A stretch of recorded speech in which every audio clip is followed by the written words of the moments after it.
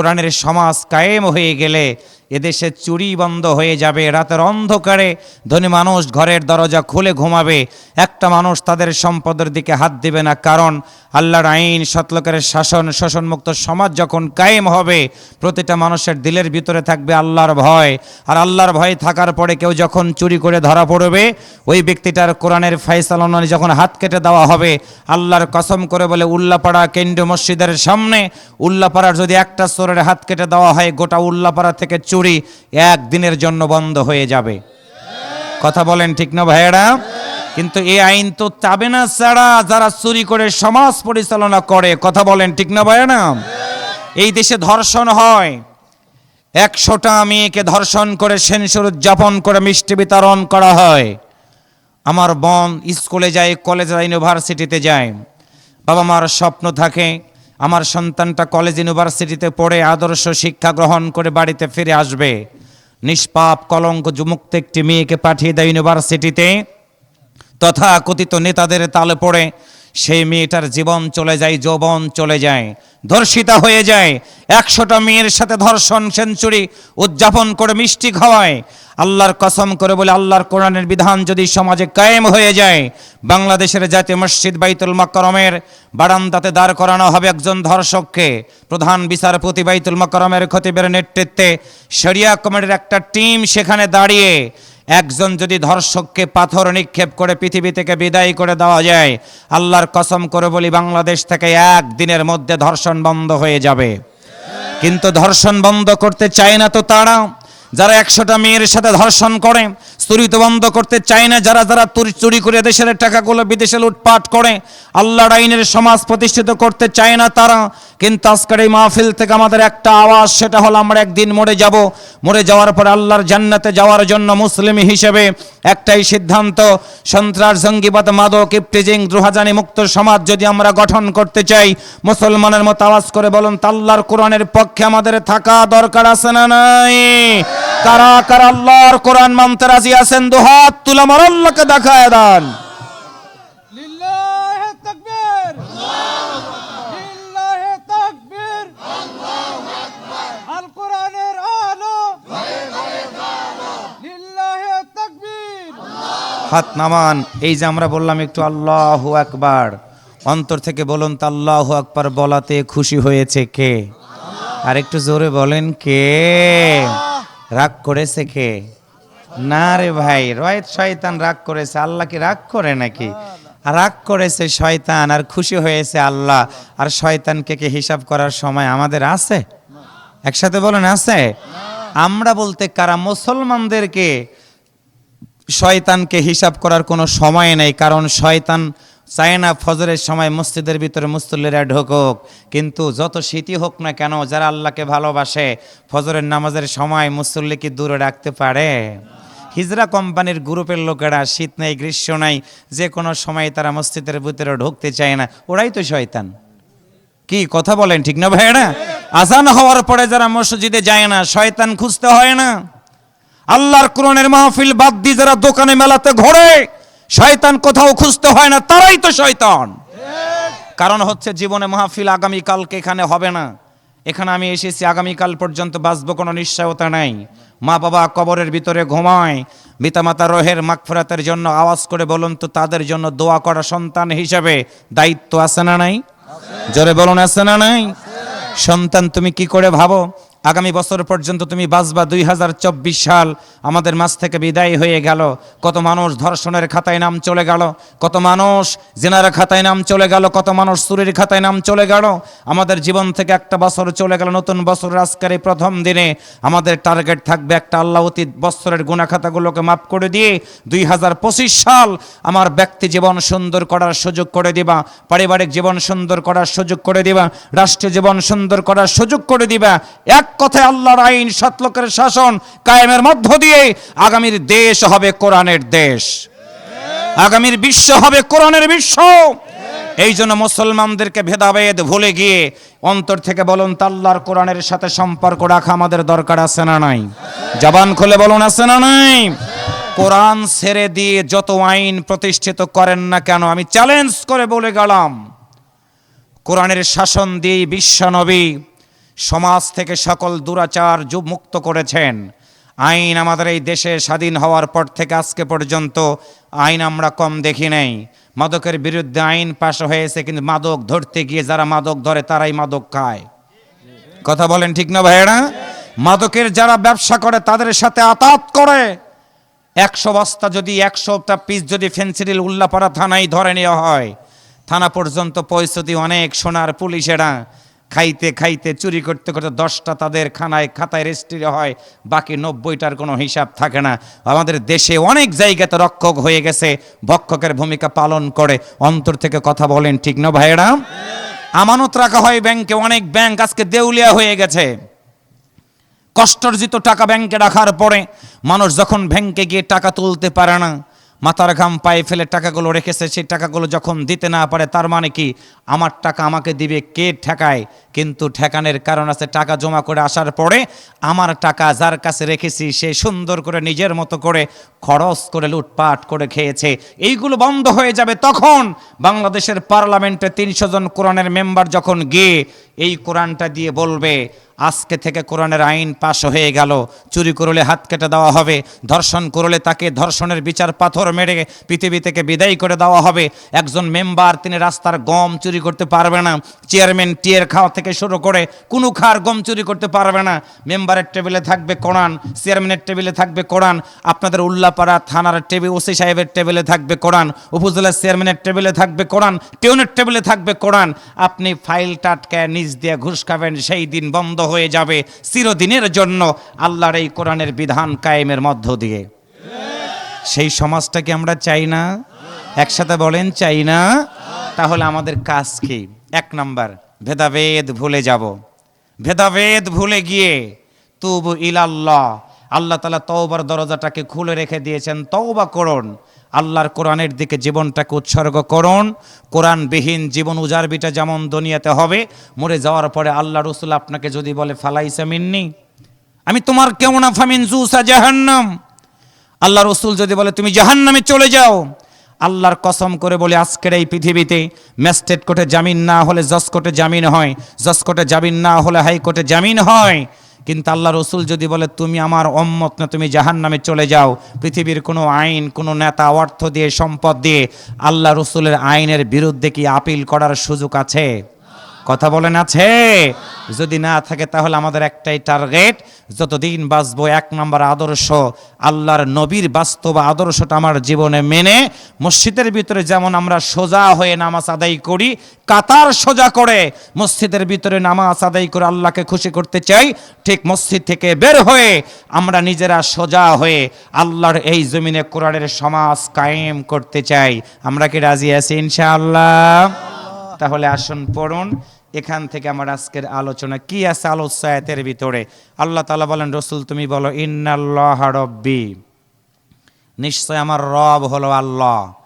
আবু জাহেলের সামনে যখন কথাগুলো বলছিল, আবু জাহেল বলেছিল, আব্দুল্লাহর বেটা শুনে রাখো, আমি তো লাত মানাত উজ্জার পূজা করি, তুমি আজকে আল্লাহর কথা বলতেছো, তুমি তোমার আল্লাহর ইবাদত করো, আমি লাত মানাত উজ্জার পূজা করি, তুমি বাধা দিবে না। আল্লাহর পক্ষ থেকে আয়াত নাজিল হয়ে বলল, রসুল তুমি বলো, আবু জাহেল, উতবা, সাইবা সহ পৃথিবীর সকল মাকলুকাতকে আমি আল্লাহ সৃষ্টি করেছি। একটু কি জবান খুলে বলবেন, আওয়ামী লীগ, বিএনপি, জামাত, তবলিগ, হানাফি, শাফি, হাম্বলি, মালিকি, আট্রসি, সরমনে, রসুলপুরি, মাইকওয়ালা, ক্যামেরাওয়ালা, রিক্সাওয়ালা, বাদামওয়ালা যা আছে সকল মানুষকে সৃষ্টি করেছেন যিনি, সর্বশক্তি প্রয়োগ করে বলুন তো তিনি কে? আল্লাহ তাআলার পক্ষ থেকে আয়াত নাজিল হয়ে গেল, রসুল বলো ইন্নাল্লাহা রব্বি, আবু জাহেল শুনে নাও, নিশ্চয় রব হলো আমার আল্লাহ, ওয়া রব্বুকুম, তোমারও রব হচ্ছে আল্লাহ। দায়িত্ব কি? ফাবুদুহু, আল্লাহর ইবাদতের আলোচনা। তাহলে আওয়াজ করে বলুন তো, যতদিন বাঁচব আমরা ইবাদত করব কার? একসাথে বলেন কার? কথাটা বলেছেন কে? একসাথে বলেন কে? কোন সূরা? ইমরান। কোন সূরা? কত নম্বর আয়াত? 51। কত নম্বর আয়াত? যারা বিয়ে করো নাই তারা একটু হাত তোলো তো দেখি, যারা বিয়ে করো নাই। আজকে তো মাশাআল্লাহ অনেক বর আছে আর কি, বিয়ে করো নাই। চাচা হাত তুলছে, কি বিয়ে করার নিয়ত আছে নাকি আবার? আচ্ছা, যারা বিয়ে করো নাই তারা একটু বলো তো শুধু আল্লাহু আকবার। এই বেটা, তোমার আওয়াজ কমে গেছে কেন? তোমরা কি ছাকা টাকা খায় বইছো নাকি? আর একবার বলো আল্লাহু আকবার। এইবার আমরা যারা বিয়ে করেছি দেখি আমাদের আওয়াজের অবস্থা, তোমরা হাত নামো, আল্লাহ আল্লাহ করে আমাদের জন্য আওয়াজ কমে যায়। আমরা যারা বিয়ে করেছি আমরা একটু একসাথে বলবা, মুরব্বীর একটু খেয়াল টেল রাইখেন বা পুরো ইজ্জত যেন যায় না আবার। আমরা যারা বিয়ে করেছি আমরা একটু একসাথে আওয়াজ করে বলি আল্লাহু আকবার, আর একবার বলি আল্লাহু আকবার। আওয়াজ শুনে মনে হয় বিয়ের বয়স এখনো আছে, একটু মারহাবা কইতে ইচ্ছে করে না? আমাদের বয়স হয়ে গেছে কিন্তু ইমানি শক্তি দুর্বল হয় না। একটু সুবহানাল্লাহ জোরে বলেন। এবার পিছনের ভাইরা বলেন তো, যতদিন বাঁচবো আমরা ইবাদত করব কার? সামনের ভাইরা বলেন কোন সূরা? আল ইমরান। পিছনের ভাইরা বলেন কত নম্বর আয়াত? হ্যাঁ, এবার একসাথে বলেন কত নম্বর আয়াত? এই দুইটা জিনিস মনে রাখবেন, কোন সূরার কত নম্বর আয়াত কি বিষয়। তিনটা কথা বলেছি, ইবাদত করব আল্লাহর, কোন সূরা? আল ইমরান। কত নম্বর আয়াত? 51। আপনাদের এলাকার কোরআনে কি 51 নম্বর আয়াত আছে? একসাথে বলেন আছে। আবার ভোটের মতো বানাইন না, নিচে একটা উপরে একটা মাঝখানে সবকিছু অন্যতা, এরকম তো হবে না। আমার এক লোক কয় হুজুর আমি একাই মারছি 500 ভোট, করলাম ফিনারে জাহান্নামা খালিদিনা আবাদা। কয় হুজুর এই কথা বললেন কেন? কথা শোনেন। বললাম ভাই আপনি একজনের কাম একজন বাদ দেয়া অত উপকার করতে গেছেন কেন? কি কথা ঠিক আছে না ভাই? আপনি একটাই পারেন না, অত লোকের উপকার করতে গেছেন কেন? ওই লোকগুলো যদি কাম অকাম করে দায়ভার কে নেবে? কয় হুজুর শখের বশবর্তী এইটা করছি তো, এইটা করা যাবে না, শখের বশবর্তী গুনাহ করা যাবে না। কথাকে বুঝাইতে পারছি? বিবেক দিয়ে চিন্তা করে আমাদের জীবন চালাইতে হবে, কারণ প্রতিটা আমাদের কথা কাজ একসাথে বলেন তো রেকর্ড করে নেয় যিনি, তিনি কে? ওই আল্লাহকে উল্লাপাড়া আছে না? এখন ইন্ডিয়াকে বৈশা রইছে। একসাথে বলেন আল্লাহ তাআলা উল্লাপাড়াতে আছে না নাই? তাহলে এবার জবান খুলে মাঝখান থেকে একজন দাঁড়ায় একটা তাকবীর দেন দেখি, পারেন কিনা? একজন বেটা চাল দাঁড়ান তো মাঝখান থেকে। আল্লাহ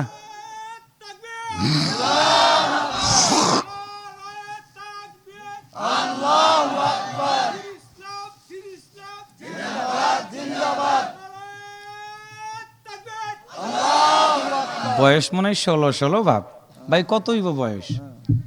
আওয়াজ শুনে মনে হচ্ছে মাইক ফেল। মারহাবা জোরে বলেন। তার জন্য আরেকবার একটু জোরে বলেন মারহাবা। এবার বিতাড়িত শয়তানের কাছ থেকে পানা চেয়ে আলোচনার দিকে ফিরে যাচ্ছি।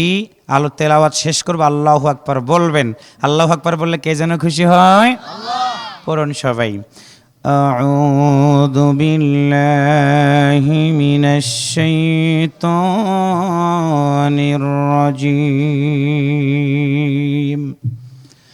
বিসমিল্লাহির রহমানির রহিম।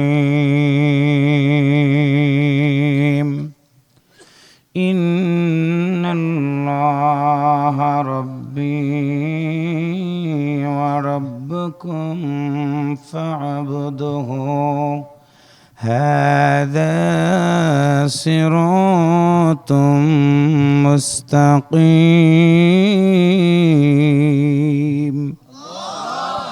সম্মানিত উল্লাপাড়াবাসী, বিশ্বনবী সাল্লাল্লাহু আলাইহি ওয়াসাল্লামের মাদানী জিন্দেগিতে সূরাটি নাজিল হয়। আফসোস করে কথাগুলো আমাকে বলতে হয়, বুঝবেন ভালো করে। বড় ভিটার মুসলমানেরা, আমাদের দেশের যুবকদেরকে যদি বলা হয় যুবক বলো তুমি আমার দেশের মানুষ হিসেবে তুমি আমার দেশের রাষ্ট্রপতির নামটি একটু সুন্দর করে বলো। অনেক যুবক সুন্দর করে বলতে পারবে। যদি বলা হয় যুবক বলো একজন নায়কের নাম বলো, আমার দেশের প্রায় সকল যুবক কিন্তু একজন নায়কের নাম বলতে পারবে সুন্দর করে। যদি বলা হয় যুবক বলো বিশ্বকাপে 2টা দেশ নিয়ে মাতুসগুলো মাতামাতি করে, একটা হলো আর্জেন্টিনা আর একটা হলো ব্রাজিল। আর্জেন্টিনার লোকেরা বাংলাদেশ নামে একটা দেশ আছে জানে কিনা আমার জানা নাই। ব্রাজিলের খেলোয়াড়েরা বাংলাদেশ নামে একটা দেশ আছে এইটা তারা জানে কিনা আমার জানা নাই। কিন্তু আর্জেন্টিনা ব্রাজিলের পতাকা টানানো নিয়ে কিন্তু আমার দেশের যুবকেরা মারামারি করতে গিয়ে মারা পর্যন্ত যায়। কথা বলেন ঠিক না ভাইয়েরা? যুবক তোমারে জানাই দিলাম, আল্লাহর নবী হলেন আমাদের জান্নাতের জামিনদার। বুঝবা ভালো করে, যে দল করো না কেন তুমি তো একদিন মরে যাবা, মরে যাবা। আল্লাহর পক্ষ থেকে যেদিন আমার উপরে ওই আয়াতটা প্রয়োগ হয়ে যাবে, কুল্লু নাফসিন যায়িকাতুল মাউত সুম্মা ইলাইনা তুরজাউন, একটু আল্লাহু আকবার জোরে বলেন। আল্লাহর বান্দারা, আল্লাহ বলেছেন প্রতিটা মানুষকে, প্রত্যেক মানুষকে মৃত্যুর স্বাদ গ্রহণ করতেই হবে। আজরাইল যেদিন আসবে রে, বের হয়ে যাবে রুহটা, মসজিদের বারান্দার পালকিটা আসবে রে আমার বাড়িতে। আল্লাহর বান্দারা, পৃথিবীর কোনো নেতার নামে আমার কবরের ভিতরে লাশটা নামাবে না। বড় বেটারা মুসলমানেরা, জবান খুলে বলুন তো, লাশটা কবরের ভিতরে নামানোর সময় আওয়ামী লীগের নাম নিবে না, বিএনপির নাম নিবে না, জামাত ইসলামের নাম নিবে না। একটাই তো দোয়া, বিসমিল্লাহি ওয়া আলা মিল্লাতি রাসূলিল্লাহ। আওয়ামী লীগ করেছো বেঁচে থাকতে, বিএনপি করেছো বেঁচে থাকতে, জামাত করেছো বেঁচে থাকতে, মরে এখন গেছো, নবীর নামে তোমাকে আজকে রেখে দিয়ে গেলাম। আল্লাহ তাআলা দেখবে তুমি দুনিয়াতে নবীর দল করেছে কিনা, দলটা দেখার কারণে তুমি জান্নাত অথবা জাহান্নামের বান্দা হয়ে যাবারে। আল্লাহর বান্দারা, বিশ্ব নবী ১৫০০ বছর আগে পৃথিবীর বুকে আগমন করলেন যেই সময়, ওই সময়টাকে বলা হতো আইয়ুমে জাহেলিয়াতের যুগ, অন্ধকারের যুগ। দুইটা কারণ ঐতিহাসিকগণ বলেছিল অন্ধকারের যুগ। কোনো মায়ের পেটের ভিতরে থেকে যখন কোনো কন্যা সন্তান জন্মগ্রহণ করত, আরবের নেতারা কর্মীরা মিলে মায়ের কাছ থেকে কন্যা সন্তানটাকে জীবন্ত দাফন করে দিত। তারা অন্যায় করে, জোর করে ক্ষমতার মসনদে থাকতো তারা, অন্যের জমির ফসলগুলো ঘরে নিত তারা, অন্যায়টাকে অন্যায় বুঝতো না, জোর যার মূল্য তার, ওয়ানাসারা দুরাসারের ভিতরে যখন জীবন চালাতো। আমার প্রিয় ভাইরা, আমার আল্লাহ কুদরতি পার্লামেন্টে সিদ্ধান্ত নিয়ে আজ থেকে ১৫০০ বছর আগে আমিনার গর্ভের মাধ্যম দিয়া ৫৭০ খ্রিস্টাব্দে আমার আল্লাহ তাআলা বিশ্ব নবীকে পৃথিবীর বুকে পাঠিয়ে দিয়ে দিলেন। আওয়াজ করে বলুন একটু মারহাবা, আর একটু জোরে বলেন মারহাবা। আলোচনা মনে রাখতে হবে। বলেন তো, বিশ্ব নবী কত খ্রিস্টাব্দে পৃথিবীর বুকে আগমন করেছিলেন? আবার বললাম ৫৭০ খ্রিস্টাব্দে। একসাথে বলেন কত? আর একবার বলেন। আলোচনা মুখস্থ করে বাড়ি যাব। আল্লাহর নবীর জীবন শুরু হয়ে গেল বাল্যকাল হওয়ার সময়। আল্লাহর বান্দারা বুঝবেন ভালো করে, ছোট্ট ছোট্ট বাচ্চাগুলো নিয়ে মানুষগুলো খেলার মাঠে যায়, তার বাবারা হাত ধরে নিয়ে যায়, বাবারা খেলার মাঠে ফুটবল খেলা দেখতে নিয়ে যায় বাবার সাথে করে। আজকের মাহফিলেও দেখেন ছোট্ট ছোট্ট বাচ্চাগুলোকে কিন্তু অনেক বাবা হাত ধরে ধরে মাহফিলে নিয়ে এসেছে, আব্বুরে চলো কোরআনের মাহফিলে যাই। কেমন করে মাহফিল শুনতে হয় তুমি কি একটু দেখবা না? কেমন করে দান করতে হয় তুমি কি একটু দেখবা না? ঠিক অনেক বাবা আছে রে, সন্তানগুলোকে হাত ধরে ধরে কিন্তু মসজিদের ভিতরে নিয়ে যায়। একটু সুবহানাল্লাহ জোরে বলেন। আল্লাহর নবীর জীবন শুরু হয়ে গেল। আল্লাহর নবীর বাবা নাই, বাবা নাই। কোন নবীর উম্মত হয়েছে আমরা হৃদয় দিয়ে শুনবেন প্রিয় ভাইরা আমার। আল্লাহর নবী পৃথিবীতে আগমন করার পর আরবের প্রথা মোতাবেক গর্ভধারিণী মা দুধ পান করাইত না। আল্লাহর নবীকে নিয়ে গেল হালিমা। হালিমার গর্ভে আর একটা আল্লাহ তাআলা সন্তান দান করে দিয়েছিলেন। ওই সন্তানটার সাথে আল্লাহর নবী মাঠের ভিতরে গিয়েছে। যুবকরা যেইভাবে খেলাধুলা করে সেইটি একটু দেখার জন্য।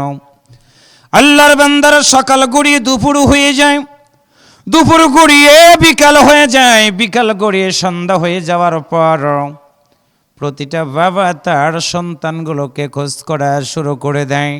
আল্লাহর নবী মাঠের ভিতরে আছে রে, সন্ধ্যা হয়ে গেল, বাবারা এসে সন্তানদেরকে নাম ধরে ধরে ডাক দিয়ে বুকের সাথে কোলে তুলে নেয়, আদর করে বলে আব্বুরে বাড়ি চলো, বাড়ি চলো। কিন্তু সন্ধ্যা হয়ে গেল, আল্লাহর নবীকে নেওয়ার মতো আর কোনো বাবা এসে নবীর দিকে হাত বাড়িয়ে ডাক দিল না। আল্লাহ নবীর বাবার কথা মনে হয়ে গেছে, যুবক আজকে তুমি মাহফিল বাদ দিয়ে মেলা দিয়ে ঘোরো, তুমি জানো না তোমার বাবা কবরের ভিতরে থেকে তোমার দিকে তাকায় তাকায় বলে আব্বুরে কোরআনের মাহফিলে যা, একটাবার তুমি আমার জন্য দোয়া করো, তোমার দোয়ার খাতিরে আল্লাহ হয়তো আজকে আমার কবর আযাব মাফ করে দিবি। সুবহানাল্লাহ বলেন। আল্লাহর নবী অপেক্ষা করতেছেন, সন্ধ্যা হয়ে গেল, রাতের আধার শুরু হয়ে গেল রে ভাই। ছোট্ট ভাই আব্দুল্লাহ যে কি বলে, ভাই গো চলো বাড়িতে যাই। আল্লাহর নবীর দুইটা চোখ বেয়ে বেয়ে পানিগুলো পড়ে, ডাক দে বলে, যাও, আমি বাড়ি যাব না, মাকে গিয়ে বলো মা না আসা পর্যন্ত আমি আজকে বাড়িতে যাব না। আল্লাহর বান্দারা, ছোট্ট নবী আমার, কোরআন নাজিল হয় নাই, শিশুকাল তার। এমন সময় মায়ের কাছে সংবাদ পৌঁছে গেল হালিমার। হালিমা একটা দৌড় দিয়ে এসে ছোট্ট বালক মোহাম্মদকে কোলে তুলে নেয়, চোখের পানিগুলো মুছে দিয়ে বলে, আব্বু রে, সবাই চলে গেছে, তুমি কেন যাও না? তুমি কেন অপেক্ষা করতেছো? তুমি কি আমারে বলবা না? এমন সময় দরদের নবী আমার হালিমাকে জড়িয়ে ধরে বলে, মা, প্রতিটা সন্তান যখন বাড়ির দিকে রওনা করার জন্য চেষ্টা করে, তার বাবারা এসে সন্তানগুলোর কপালে চুমু দেয়, বুকে তুলে নিয়ে বাড়ির দিকে যায়। আমি আজকে বাড়িতে যাব না যতক্ষণ না আমার বাবা এসে আমাকে কোলে তুলে না নেবে। একটু আল্লাহু আকবার জোরে বলো। হালিমার গাল বেয়ে বেয়ে পানিগুলো গড়ে গড়ে পড়তে থাকলো, কারণ হালিমা জানে তার বাবা নাই, বাবা নাই, কোনো দিন তার বাবা আর আসতে পারবে না। আদর করে বলেন, আব্বুরে চলো চলো, আগামীকাল বিষয়টা দেখা যাবে, তুমি চলো যাই। পরের দিন হয়ে গেল প্রিয় ভাইরা, আল্লাহর নবী মাঠের ভিতরে বিকাল গড়িয়ে সন্ধ্যা হয়ে যায়। সব বাবারা নাম ধরে ধরে ডাক দিয়ে নিয়ে যায়, কিন্তু নবীর বাবা বলে কেউ আর আসে না। সন্ধ্যা গড়িয়ে গেল, হালিমা দূর থেকে তাকায়, দেখি ডান দিকে তাকায় মোহাম্মদ, বাম দিকে তাকায় মোহাম্মদ, সামনের দিকে তাকায় মোহাম্মদ, বাম পিছন দিকে তাকায় মোহাম্মদ, কিন্তু কাউকে তো দেখতে যখন না পায়, আমার ছোট্ট মাসুম বাচ্চা দুইটা চোখের পানি ঝরনার মতো ছেড়ে দিয়ে ডুকরে ডুকরে মোহাম্মদ কাঁদতে থাকে। হালিমা একটা দৌড় দিলেন, একটা দৌড় দিয়ে গিয়ে মোহাম্মদকে কোলে তুলে নেয়। হালিমা মোহাম্মদের চোখের পানিগুলো মুছে দিয়ে বলে, আব্বুরে বলো, আমি দূর থেকে দেখলাম তুমি ডান দিকে তাকাও, বাম দিকে তাকাও, সামনে তাকাও, পিছনে তাকাও, তুমি কি বলবা না কাকে খোঁজো? ছোট্ট সন্তান ডাকতে বলে, মা, ডান দিকে আমি তাকে ভাবি রে, বাম দিক থেকে মনে হয় আমার বাবা এখনই আসবে, সামনের দিকে তাকাই মনে হয় বাবা, পিছন দিক থেকে আমারে মোহাম্মদ বলে ডাক দিবে, কিন্তু না না না, কোনো দিক থেকে ডাক দেয় না। মা, তুমি কি বলবা না আমার বাবা কি আসবে না? আমাকে কি কোলে তুলে নিবে না? সঙ্গে সঙ্গে মোহাম্মদকে আমার প্রিয় ভাইরা হালিমা কোলের ভিতরে উঠায়নি, চোখের পানি মুছিয়ে দিয়ে বলে, আব্বুরে কাঁদবে না তুমি, আগামীকাল তোমার মায়ের কাছে নিয়ে যে সব কথা তোমার আমি জানাই দিয়ে দেব। আল্লাহর নবীর চোখ দুইটা ভেজা। হালিমা রাত শেষ হওয়ার পরে পরের দিন আমিনার কাছে গিয়ে বলে, বোন রে, তোমার সন্তান মোহাম্মদ বাবার কথা বলে ডুকরে ডুকরে কাঁদে, বলো তো তার বাবা কোথায় আছে? এমন সময় আমিনা হালিমাকে জড়িয়ে ধরে বলে, বোন রে, শুনে রাখো, তুমি তো জেনেছ আমার এই সন্তান পেটের ভিতরে আসার পর তার বাবা নাই, পৃথিবী থেকে বিদায় হয়ে গেছে রে। এমন সময় ছোট্ট ছেলে মোহাম্মদ ডাক দে বলে, মা, তুমি কি একটা বারের জন্য আমার বাবার কবরটাকে তুমি আমারে দেখাইতে পারবে না? একটু আল্লাহু আকবার বলেন। আমার যুবকেরা বুঝবা ভালো করে, এই আলোচনা কেন তোমাদের শোনাইতেছি, তোমারও তো বাপ নাই, মা নাই, একদিন এমনও তো হতে পারে তোমারও ছোট্ট সন্তানও বাবা হারাইতে পারে রে। কেন শোনাইলাম বুঝবা? ছোট্ট 6 বছরের বালক মোহাম্মদের দুইটা চোখ ভিজে গেল বাবার জন্য। হালিমা উম্মে আইমান দাসী সহ আমিনার কাছে রেখে আসার পরে আব্দুল মুত্তালিব কি বলল, আমার কলিজার টুকরা মুহাম্মদ তার বাবার কবর দেখার জন্য পাগল হয়ে গেছে। আব্দুল মুত্তালিব সুন্দর করে দাসী উম্মে ঈমানকে বলল, তুমি সাথে যাও, সাথে যাও।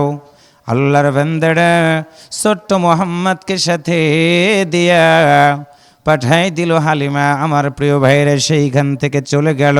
আমিনা তার স্বামীর কবর পর্যন্ত পৌঁছে গিয়ে যখনই বলল, মুহাম্মদ রে, ওই যে দেখো তোমার বাবার কবর। আল্লাহর বান্দারা বলতে দেরি হলো। এমন সময় ছোট্ট ছেলে মুহাম্মদ সাল্লাল্লাহু আলাইহি ওয়াসাল্লাম বাবার কবরের পাশে গিয়ে চিৎকার করে ডাক দেয়া বলল, আব্বা।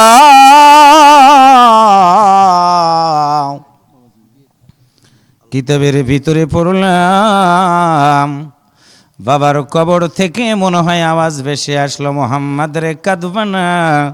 মনটা চাইতেছে আমি মনে হয় তোমার মতো সন্তানটাকে কোলে তুলে নেই। ও যুবক, বুঝবা ভালো করে, তোমার বাবা যদি পৃথিবী থেকে বিদায় হয়ে যায়, তোমার মা যদি বিদায় হয়ে যায়, বাবা মার কবরের পাশে একটু দাঁড়াইবা, চক্ষুটা বন্ধ করবা, রব্বির হামহুমা কামা রব্বায়ানি সগীরা। তুমি যদি বলতে পারো, আমার আল্লাহ তাআলা ডাক দিয়ে বলবে, বান্দারে কাঁদবা না, কাঁদবা না। তোমার মতো সন্তানের চোখের পানি নাকের ডগায় আসার আগে আমি আল্লাহ তোমার মা বাবার কবরে আযাব মাফ করে দিয়ে দিলাম। আল্লাহর নবীর জীবন শুরু হয়ে গেল, 40 বছর বয়স হয়ে গেল তার। হেরা পর্বতের গুহায় গিয়ে আল্লাহর নবী চোখের পানি ছেড়ে দিয়ে কাঁদতে থাকলেন। আল্লাহ বললেন, বন্ধুরে, তুমি কাঁদবা না। সমাজ পরিবর্তন করতে চাও, টেনশন করবা না তুমি। আমি আল্লাহ অতীতের নবীদেরকে তওরাত দিলাম, জবুর দিলাম, ইনজিল দিলাম, তোমারে পাঠাইলাম। সবার শেষে এমন একটা গ্রন্থ নাজিল করে দিব তোমার উপরে, সকল নবীর খবর আমি আল্লাহ তোমাকে জানাই দিয়ে দিব কোরআনের মাধ্যম দিয়ে। 40 বছর বয়সে আল্লাহর নবীর উপরে সূরা আলাকের প্রথম 5টা আয়াত আল্লাহ নাজিল করে দিলেন। ইকরা বিসমি রাব্বিকাল্লাযী খলাক, পড়ো তোমার প্রভুর নামে, যেই প্রভু তোমাকে সৃষ্টি করেছেন। আমার সামনে যারা বসা, জবান খুলে বলুন তো আমাদের সৃষ্টিকর্তাকে। আর একটু জোরে বলেন আল্লাহ। রাসূল বলেন আল্লাহ।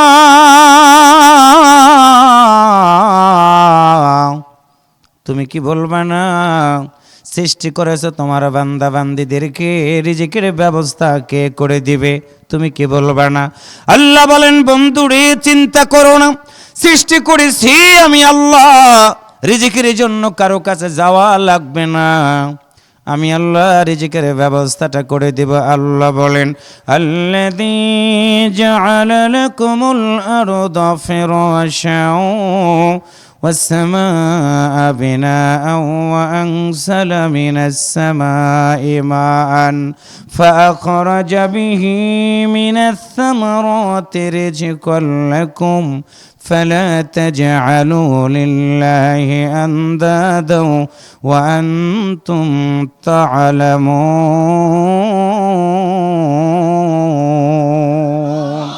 আরেকটু আওয়াজ করে বলুন আল্লাহু আকবার। আল্লাহ বলেন, বন্ধুরা শুনে রাখো, আমি আল্লাহ আসমানটাকে ছাদ বানালাম, জমিনটাকে বিছানা বানালাম। এবার আমার সামনে যারা বসা, যেই জমিনের উপরে বসে আছেন, আওয়াজ করে বলুন তো এই জমিনটার মালিক কে? আল্লাহ। একসাথে বলেন, কে? আল্লাহ। আপনারা খড়ের উপরে সুন্দর করে বসে আছেন প্রিয় ভাই, একদিন কিন্তু এই খড় তৈরি হয় নাই। ধানগুলো আপনারা ভিজিয়ে রাখলেন পানির ভিতরে, ওই ধানগুলো একদিন পরে বস্তার ভিতরে থাকার পরে সাদা একটা অঙ্কুর বের হয়ে গেল, যেইটাকে আমরা বলি বেসন ধান। আপনারা কি বলেন? আর একটু জোরে বলেন, কি বলেন?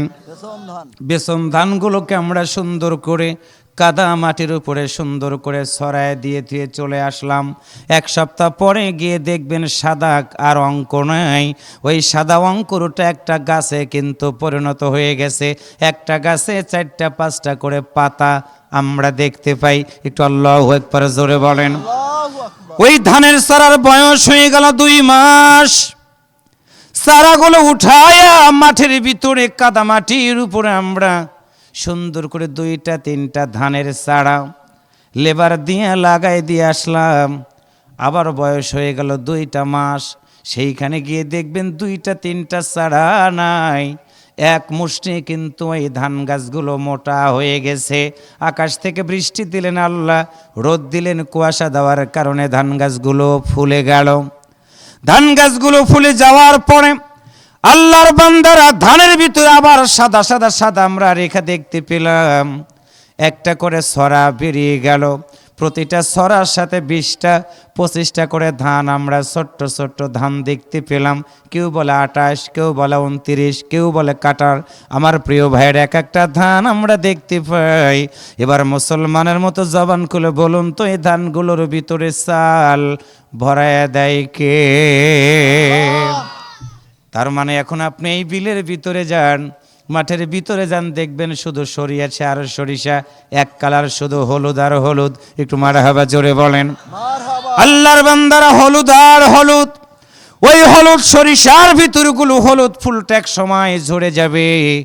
একটা করে ছড়া আমরা দেখতে পাবো, একটা প্যাকেটের ভিতরে আমার আল্লাহ তাআলা ছোট্ট ছোট্ট ক্ষুদ্র ক্ষুদ্র সরিষা আমরা দেখতে পাই।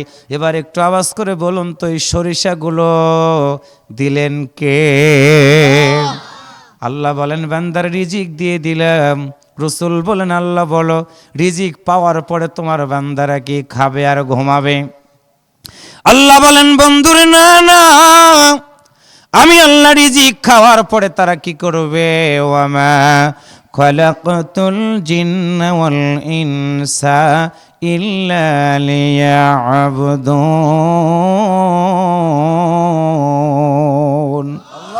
আল্লাহ বলেন বান্দারে শোনো, আমি আল্লাহ জানাইয়া দিয়ে দিলাম, আমার রিজিক খাওয়ার পরে আমার বান্দারা কি করবে? ইবাদত করবে একমাত্র আমি আল্লাহর।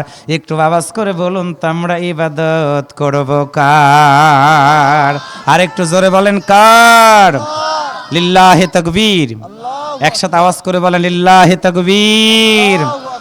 আজকে আমাদের মাঝে আমাদের সম্মানিত অতিথি মহোদয়গণ, বাংলাদেশ জামাত ইসলামী উল্লাপাড়া উপজেলা শাখার সংগ্রামী সেক্রেটারি, সাবেক ছাত্রনেতা, আমাদের অত্যন্ত প্রিয় ভাই জনাব খায়রুল ইসলাম ভাই, তিনি আমাদের মাঝে আগমন করেছেন। কি দিয়ে যেন?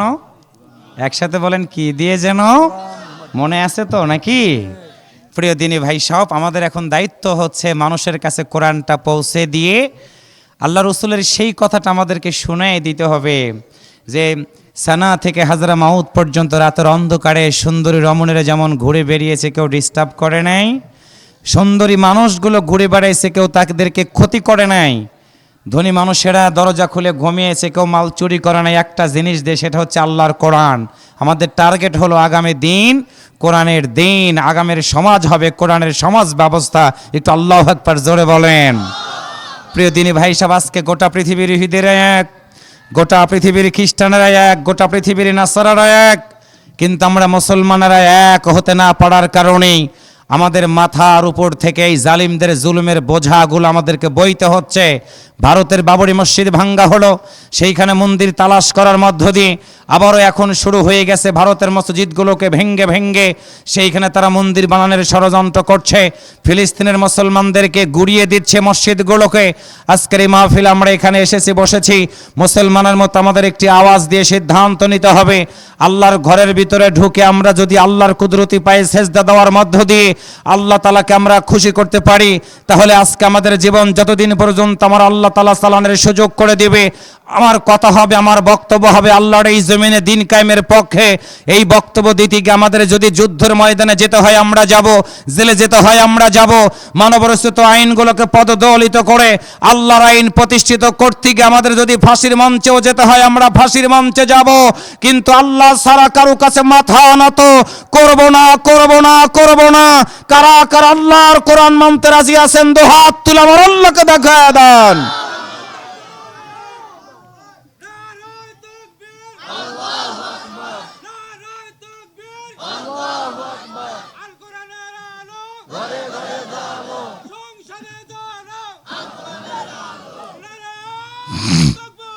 প্রিয় দিনী ভাই সব, সেই জন্য আমি আজকে আয়াত বেছে নিয়েছি। আল্লাহ তাআলা বলেন ইন্নাল্লাহা রাব্বি ওয়া রাব্বুকুম ফা'বুদুহু হাযা সিরাতুম মুস্তাকিম। যতদিন বাঁচবো অন্তর থেকে আওয়াজ করে বলুন তো আমরা ইবাদত করব কার? অন্তর থেকে বলুন কার? আল্লাহর বান্দারা লম্বা করব না। আল্লাহ তাআলা যেদিন আমাকে জিজ্ঞাসা করবে বান্দারে ইকরা কিতাবাকা কাফা বিনাফসিকা ইয়াউমা আলাইকা হাসিবা, আল্লাহ যেদিন আমারে জিজ্ঞাসা করবে পড়ো তোমার আমলনামাটা, দেখি তো তোমার আমলনামাতে কি আছে, আমি একটু আজকে দেখে দেখে তোমার বিচার করব। আল্লাহর বান্দারা কলিজাটা ফেটে যায়। নিরপরাধ মানুষগুলোকে মিথ্যা সাক্ষ্য দিয়া ফাঁসির দড়ি গলায় ঝুলাই দিয়েছে। বিচারকেরা টাকার বিনিময়ে বিচার ফায়সালা করেছে তারা, কিন্তু তারাও জানে না আমাদের প্রতিটা কথা প্রতিটা কাজ একজনে রেকর্ড করে রাখেন। আওয়াজ করে বলেন তো তিনি কে? একসাথে বলেন তিনি কে? আল্লাহ যেদিন বলবে বান্দারে আমি আজকে তোমার আমলনামাটা দেখব, দেখি তো তোমার আমলনামাতে নামাজ আছে কিনা, রোজা আছে কিনা, তোমার আমলনামাতে আল্লাহর আইন সৎ লোকের শাসন আছে কিনা, আমি এটা দেখব রে। ওইটা দেখার কারণটা হলো যেই নবীর আগমনের মধ্য দিয়ে ইসলাম ধর্মটা আমরা পেয়েছি রে, ওই নবীও কিন্তু আল্লাহর কোরআনের দাওয়াত দিতে গিয়া 3টা বছর জেলখানার ভিতরে বন্দী ছিলেন। আল্লাহর বান্দারা শুধু বন্দী ছিলেন না, খাবার দেয় নাই। আল্লাহর নবী দিন কায়েমের জন্য কোরআনের কথাগুলো বলতে গিয়ে গাছের পাতাগুলো খেয়ে খেয়ে আল্লাহর নবী জীবন যাপন করেছে। জালিমেরা প্রস্তাব দিয়েছে, আল্লাহর নবী তাদের কাছে মাথা নত করে নাই। আল্লাহর নবী দিনের জন্য উহুদের ময়দানে দন্দন মোবারক শহীদ করতে হয়েছে। আল্লাহর নবী জালিমদের কাছে মাথা নত করে নাই। আল্লাহর বান্দানে একদিন আমরাও মরে যাব। জবানটা খুলে বলুন তো মরে যাওয়ার পর আল্লাহর জান্নাতে যদি যেতে চাই, হৃদয় থেকে বলুন তো যতদিন বাঁচবো আল্লাহর কোরআনের পক্ষে কি থাকা দরকার আছে না নাই? আল্লাহর নবী কোরআনের দাওয়াত দেওয়ার কারণে আল্লাহর বান্দারা সব মানুষগুলো এক হয়ে গেল। সিদ্ধান্ত নিল আল্লাহর নবীকে পৃথিবী থেকে বিদায় করে দিবে। আপনারা একটু আওয়াজ করে বলুন তো হায়াত এবং মৌতের মালিক কে? আর একটু জোরে বলুন কে?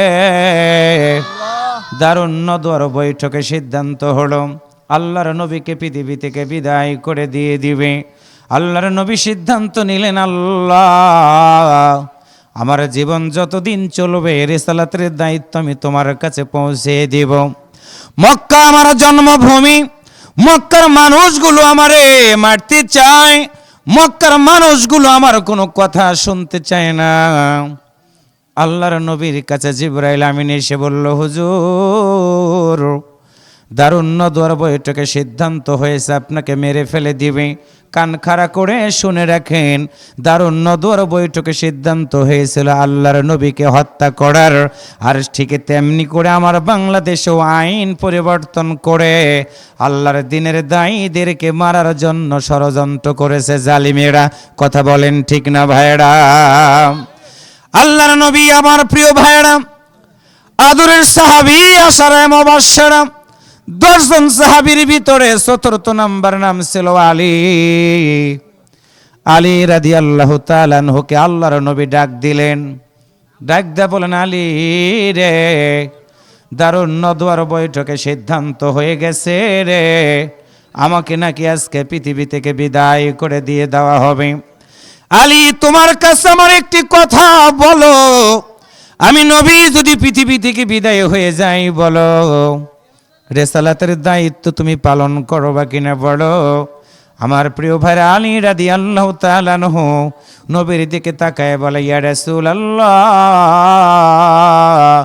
আমার জীবন যদি চলে যাবে গো, আপনি আমাকে যেই দায়িত্ব দিবেন দায়িত্ব থেকে আমি আলী এক বিন্দু দূরে থাকব না। আল্লাহু আকবার জোরে বলেন, আর একটু জোরে বলেন।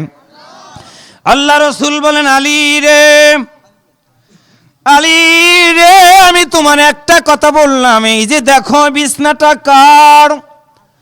আল্লাহর নবীর দিকে আলী তাকায় বলে, ইয়া রাসূলুল্লাহ এই যে বিছানাটা, এই বিছানাতে দরদের নবী ঘুমায়। আল্লাহ রসুল বলেন, আলী রে, এই যে দেখো একটা চাদর, এই চাদরটা কে গায়ে দেয়? আল্লাহর নবীর দিকে তাকায়া আলী রাদিয়াল্লাহু তাআলা আনহু বললেন, হুজুর, এই চাদরটার নিচে দোজাহানের মহাজন নিজে নিদ্রা যাপন করে। হুজুর, এইটা আপনারা দেওয়া চাদর। আমার বড় ভেটুয়ার প্রিয় মুসলমানেরা বুঝবেন ভালো করে, লম্বা করাবো না।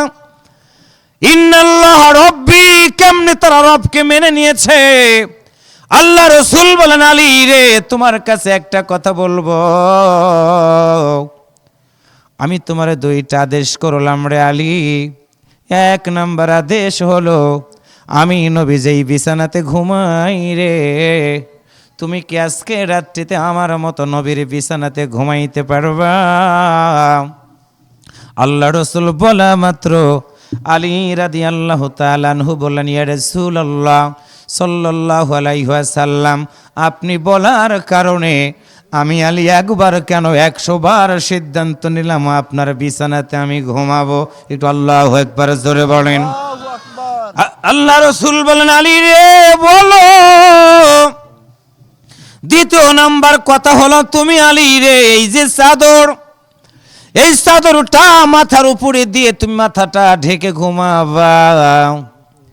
আলী বললেন, হুজুর, আমি আপনার কথাটা শুনলাম, একটা প্রশ্নও করব না, তবে আপনার কাছে জানতে চাই, বলেন আপনার মতো নবীর এই বিছানার উপরে ঘুমানোর কারণটা কি গো নবী? আপনার চাদরটা আমি আলী কেন গায়ে দিব, আপনি কি একটু আমারে বলবেন না? এমন সময় আল্লাহর নবীর দুইটা চোখের পাতাগুলো ভিজে গেল। ডাক দেয়া বলেন, আলী রে, আজকে এই দারুণ্য দর বৈঠকে সিদ্ধান্ত হয়েছে আমার মতো নবীকে তারা পৃথিবী থেকে বিদায় করে দিবে। আলী বলেন, ইয়া রাসূলুল্লাহ সাল্লাল্লাহু আলাইহি ওয়াসাল্লাম, হুজুর বলেন আপনার উপরে আল্লাহর পক্ষ থেকে কি সিদ্ধান্ত হয়েছে আপনি কি বলবেন না? আল্লাহর নবী আলীর দিকে তাকায় বলে, আলী রে শোনো, আমি নবীর উপরে আল্লাহর পক্ষ থেকে সিদ্ধান্ত হয়ে গেছি রে, আমার জন্মভূমি মক্কা ত্যাগ করে হিজরত করে আমাকে মদিনায় যাইতে হবে। আলী বললেন, হুজুর,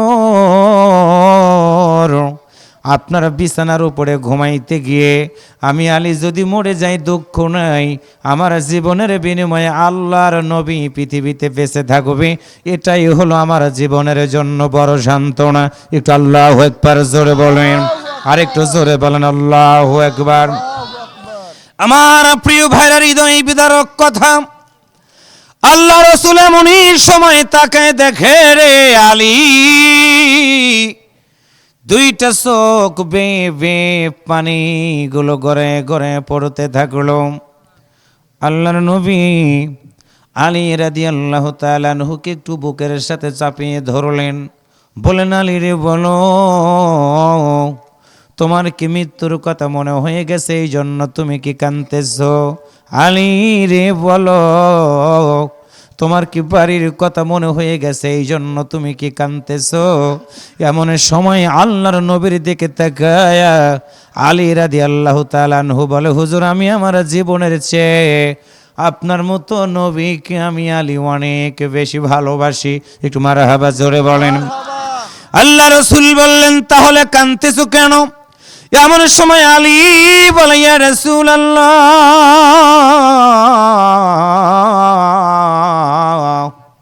হুজুর, আমার যখন ক্ষুধা লেগে যেত, আমার বাড়িতে কোনো খাবার থাকতো না গো নবী, আমার বিবি আপনার মেয়ে ফাতেমাকে আমি বলতাম, ফাতেমার বলো, ঘরে তো খেজুর নেই, ঘরে পানি আছে কিনা তুমি কি বলবা না? আমার সন্তানগুলো এসে আব্বা আব্বা বলে ডাক দিত, হুজুর, ঘরে খাবার না থাকার কারণে আমি বাবা হিসেবে সন্তানগুলোকে ডেকে নিতাম, আমি বলতাম, আব্বু রে, ঘরে কোনো খাবার নাই, খাবার নাই। এমন সময় আমার কলিজার টুকরা সন্তানগুলো বলতো, আব্বা, তোমার কাছে খাবার চাইলাম দিলা না, মায়ের কাছে খাবার চাইলাম, মাও খাবার দিতে পারলো না, কিন্তু আব্বা বলো, আমার নানা কোথায় আছে, একটা বার তার ঠিকানাটা কি তুমি আমাদের বলে দিবা না? ইয়া রাসূলুল্লাহ, আমার সন্তানগুলো সহ আমি আলী সহ ক্ষুধার যন্ত্রণায় যখন থাকতে পারতাম না, একটা দৌড় দিয়ে আপনার মতো নবীর সামনে দাঁড়াইতাম গো নবী। আপনার সুন্দর চেহারার দিকে তাকায়া তাকায়া থাকতে থাকতে হুজুর আমাদের পেটের ক্ষুধা কখন মিটে যেত একটা বারের জন্য আমরা কখনো চিন্তা করে বুঝতে পারতাম না। সুবহানাল্লাহ, জোরে বলেন। আল্লাহ রসুল কথাগুলো শুনতেছেন, দুইটা চোখ বেয়ে পানিগুলো পড়তে থাকলো। আল্লাহ রসুল বলেন, আলী রে, এই বিছানাতে তুমি ঘুমিয়ে যাইবা, এই যে একটা ব্যাগ রাখো, এইটা হলো আমানত। যারা আমাকে মারবে রে, তাদের আমানতটা আমি তোমার কাছে দিয়ে দিলাম। এমন সময় আল্লাহ নবীর দিকে তাকায়া আলী দুইটা চোখের পানি ছেড়ে দিয়ে বলে, হুজুর আল্লাহর কসম করে বলি, আপনার বিছানাতে ঘুমাইতে গেলে আমি আজকে আলী পৃথিবী থেকে বিদায় হব না। আল্লাহ রসুল বলেন, আলী রে, কথা বলার সময় নাই, চলো তুমি এইখানে ঘুমাও, আমি তোমাকে রেখে চলে গেলাম। আল্লাহর আদেশে হিজরত করার সিদ্ধান্ত নিলাম। আল্লাহর বান্দারা বুঝবেন ভালো করে, আল্লাহর নবী সেইখান থেকে বের হইয়া আবু বকর সিদ্দিকের দরজাতে টোকা দিলেন, বের হলেন আবু বকর। লম্বা কথা, সেই দিকে আমি যাব না। আবু বকরকে সাথে নিয়ে আল্লাহর নবী যখন পথ চলা শুরু করে দিয়েছেন, একবার পিছন দিকে তাকায়, একবার বাইতুল্লাহর দিকে তাকায়। আবু বকর ডাক দিয়ে বলে, ইয়া রাসূলুল্লাহ, আপনি কেন পিছনের দিকে বারবার ফিরে তাকান? আপনি কি বলবেন না দরদের নবীর দুইটা চোখ বেয়ে পানিগুলো গড়িয়ে গড়িয়ে পড়ে? ডাক দিয়ে বলে, আবু বকর, তুমি জানো না এটা হলো মক্কা, আমার জন্মভূমি রে। মক্কার মানুষগুলো আজকে আমার মতো মুহাম্মদকে আজকে তারা চিনতে পারলো না। আজকে জন্মভূমির মানুষগুলো আমার মতো নবী রে দূর দূর করে তাড়িয়ে দিল রে আবু বকর। মক্কার কথাগুলো আমার মনে হয়ে গেছে রে, যার কারণে আমি বারবার তাকায় আছি। আল্লাহর নবী বাইতুল্লাহর দিকে তাকায়, দুইটা চোখ ভেবে পানিগুলো পড়ে। আবু বকর বলে, ইয়া রাসূলুল্লাহ, যারা আমারে দেখতে পারে না তাদের কথা মনে করে আপনি কেন কাঁদেন? আপনি কি বলবেন না? আল্লাহ রাসূল বাইতুল্লাহর দিকে তাকায় বলে, বাইতুল্লাহ রে, আমি মুহাম্মদ সাল্লাল্লাহু আলাইহি ওয়াসাল্লাম তোমার ভিতরে থাকলাম, মক্কার মানুষগুলো আমাকে থাকতে দিল না রে। জানি না কোনোদিন আবার তোমার সাথে দেখা হবে কিনা, জানি না। আল্লাহর নবীর স্মৃতিগুলো মনে করে করে দুইটা চোখের পানি ছেড়ে দিয়ে পথ চলা শুরু করে দিলেন। আল্লাহর বান্দারা পাহাড়ের গর্তের ভিতরে আশ্রয় নিলেন। কাফেরেরা ঘেরাও করে ফেলে দিল পাহাড়ের গুহাগুলো। সকাল হয়ে গেল, তরবারির ঝিলিক আবু বকরের সিদ্দিক রাদিয়াল্লাহু তাআলা আনহুর চোখের সামনে পড়ে গেল। আবু বকরের চোখ বেয়ে পানিগুলো গড়ে গড়ে পড়ে। আল্লাহর নবীর মুখের উপরে এক ফোঁটা চোখের পানি পড়ার কারণে নবীর তন্দ্রাটা ভেঙে গেল। জাগ্রত হয়ে আবু বকরের দিকে তাকায় বলে, আবু বকর, বুঝতে পেরেছি রে, বাড়ির কথা মনে হয়ে গিয়ে মনে হয় তুমি কাঁদতেছ, সন্তানের কথা মনে হয়ে গিয়ে মনে হয় কাঁদতেছ। আবু বকর ডাক দিয়ে বলে, ইয়া রাসূলুল্লাহ, না না, ওই যে দেখেন সূর্যের আলোর সাথে কাফেরদের তরবারির ঝিলিকগুলো এসে আমার চোখের উপরে পড়তেছে গো নবী।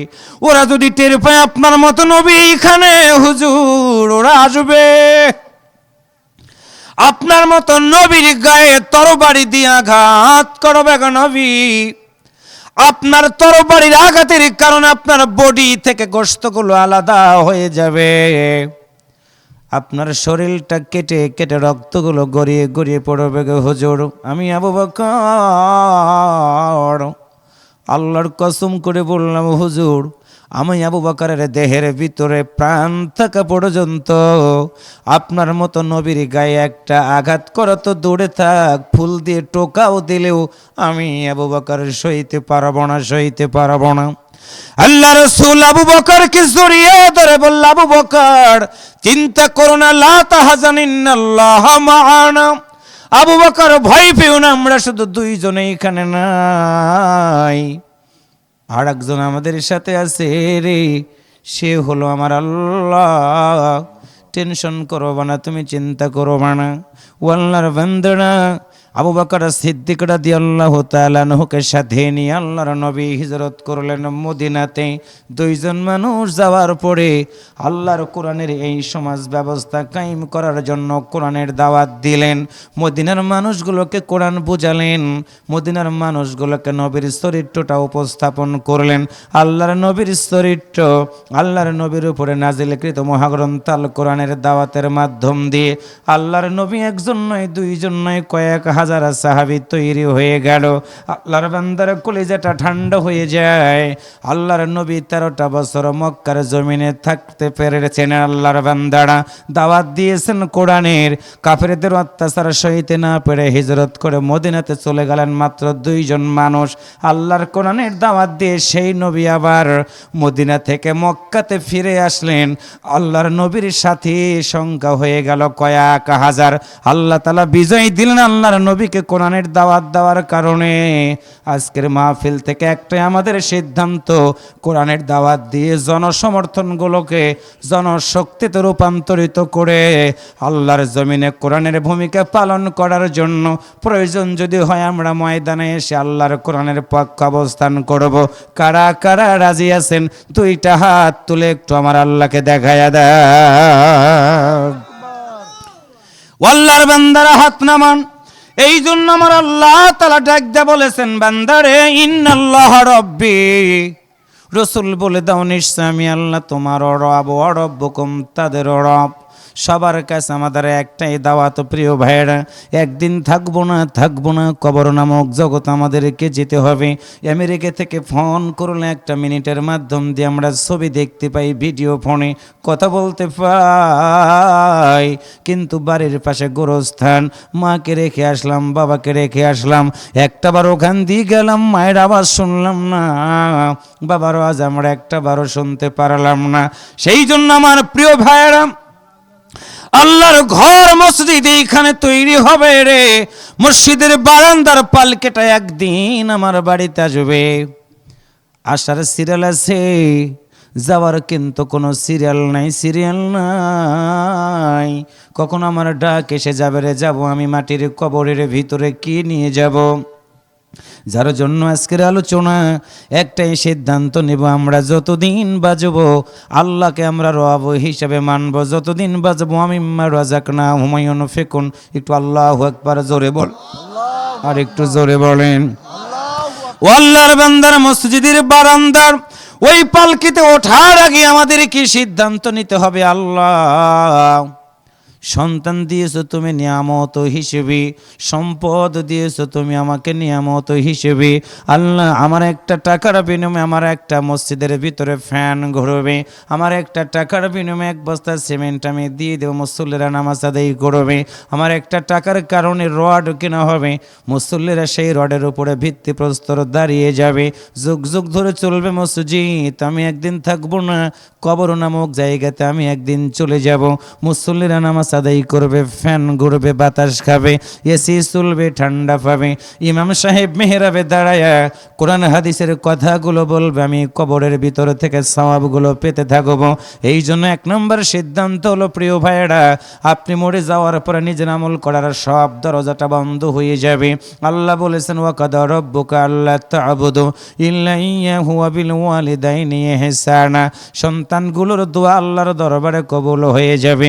আল্লাহর বান্দা, আমি লম্বা করব না, কয়েকটা মিনিটের ভিতরে আমি আলোচনা শেষ করে দিয়ে বিদায় হয়ে যাওয়ার চেষ্টা করব। কারণ হলো একদিন আমি থাকবো না, আমার বক্তব্যগুলো রেকর্ড বাজবে রে, আপনারাও থাকবেন না, আপনার সন্তানগুলো পৃথিবীতে বেঁচে থাকবে। কি সন্তান আপনি বানাই গেলেন? সার্থক পিতা হলো সে, যেই পিতা মাতা মারা যাওয়ার পরে সন্তানগুলো বাবা মার লাশ কাঁধে নিয়ে জানাজা নামাজ পড়ায়া কবরের ভিতরে লাশটাকে দাফন করে আসতে পারে রে। ডাক্তার বানাবেন না, করব না। ইঞ্জিনিয়ার বানাবেন না, করব না। যা খুশি আপনি তাই বানাবেন, নিষেধ করব না। তবে একটা শুধু অনুরোধ, আপনার সন্তানের সিনার ভিতরে ফাউন্ডেশন হিসেবে আল্লাহর কোরআনটা আপনি মেহেরবানি করে দিয়ে দিবেন। সন্তানগুলোকে মক্তবে পড়াবেন, মাদ্রাসায় পড়াবেন, কোরআনটা শিক্ষা করবে তারা, হাফেজে হয়ে যাবে তারা। আপনি মরে যাওয়ার পরে আপনার মতো মাতার লাশটাকে কবরের ভিতরে নামানোর আগে সন্তান জানাজা নামাজ পড়াবে, মুসল্লিদের চোখে পানি আসবে না। কিন্তু সন্তান গর্ভধারিণী মায়ের কথা মনে করে করে চোখ বেয়ে পানিগুলো ছেড়ে দিয়ে কেঁদে দিয়ে বলবে, আল্লাহ, বাড়ি ছিল না বাড়ি হয়ে গেল, ঘর ছিল না ঘর হয়ে গেল, আল্লাহ বলো ওই ঘরের ভিতরে আমি কারে শোয়াই দিব, বাড়িতে কারে আমি শোয়াই দিব। আল্লাহ, ওই ঘরের কথা মনে করে সন্তান চোখের পানি ছেড়ে দিয়ে কাঁদবে রে, কাঁদবে রে। আল্লাহ তাআলা ডাক দেয়া বলে, বান্দারে তুমি কাঁদবে না। তোমার মা কবরের ভিতরে রাখার পরে, তোমার বাবাকে কবরের ভিতরে রাখার পরে তুমি যদি চোখটা বন্ধ করে চোখের পানি ছেড়ে দিয়ে রব্বির হামহুমা কামা রব্বায়ানি সগীরা বলতে পারো, আমি আল্লাহ বলে দিয়েছি রে, তোমার চোখের পানি নাকের ঢোকায় আসার আগে আমি আল্লাহ তোমার মা বাবার কবরে আযাব মাফ করে দিয়ে দিব। ও আল্লাহর বান্দারা, দুনিয়াতে বিপদের মধ্যে পড়লে কেউ বাঁচাইতে পারবে, কবরের জগতে যাওয়ার পরে কেউ বাঁচাইতে পারবে না। যার জন্য আমি আপনাদের কাছে 5টা মিনিট সময় চেয়ে নিলাম। 5টা মিনিটের ভিতরে যারা আল্লাহর বান্দারা সহযোগিতারা হাতটা বাড়াইতে পারেন নাই, 5টা মিনিটের ভিতরে আল্লাহর ঘরের জন্য 50,000, 40,000, 30,000, 20,000, 10,000, 5,000, 2,000, 1,000